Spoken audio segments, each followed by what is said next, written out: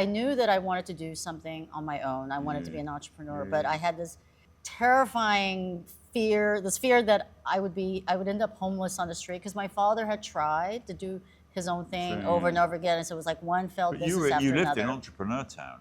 Yes, I know. I know, that's the irony. And we were surrounded, and in fact, the neighbor. Did that feel like competitive then? I mean, did it feel intimidating to have all those successful people around you in Silicon Valley and all of that? Probably, there was a bit of that, but I think most of it was just looking at my father and seeing all of his failed businesses, and then irrationally thinking that, I didn't have it in me. So that's what held me back. But then it got to the point where I just had no choice. I needed to change. Where did the courage come from? Combination of night terror dreams. Nightmare. Yeah, I was having. You had nightmares. I was having nightmares about being in the corporate world. This is somebody who's done pretty good. She's an entrepreneur, and she was having nightmares. Yeah. And that's what got her in. That was the sign. And I'm always saying to people, if you're outside of your comfort zone, if you're suffering, that's not such a bad place to be. Correct. Is that your experience? Yeah, it actually does. You have to step outside your comfort zone. Or a situation, something will force you to step outside your comfort zone. So I got to the point where I had no choice. I needed to. The gift of desperation. Yes, and then also I met my partner Tom, who had been a serial entrepreneur. So for him, it was the norm. Yeah. And then we ended up launching our own eco product company with 12 patents, and we first sold it to San Francisco Museum of Modern Art. And what was the patents on? It was basically a bathroom product. Okay. And so we then eventually sold it into Target.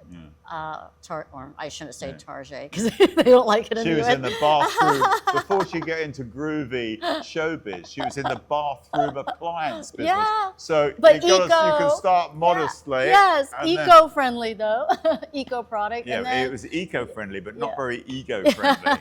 I took a job running an gaming app startup. We ended up then deciding to launch our own advertising agency. What happened was, after we built this agency up, we had the reputation, we figured we were well on our way to get, selling it, et cetera, then the coup happens, 2021.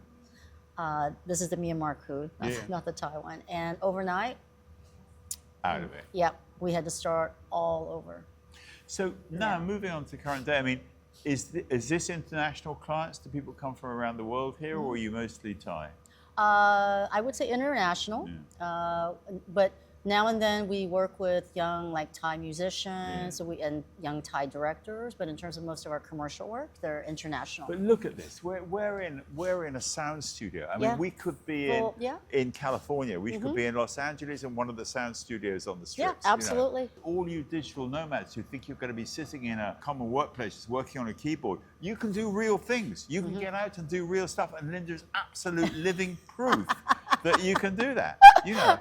I mean, come on. I knew I was meant for something, but for me, I knew that I needed purpose. For me, I had the same thing, but mine was low self-esteem. I didn't think I was good enough, and I wanted to go out and prove to the world, to prove to all of you that I was really something. And I had that bit of grit in the oyster that was going to be like that. I heard that in your interview. And you what was yours?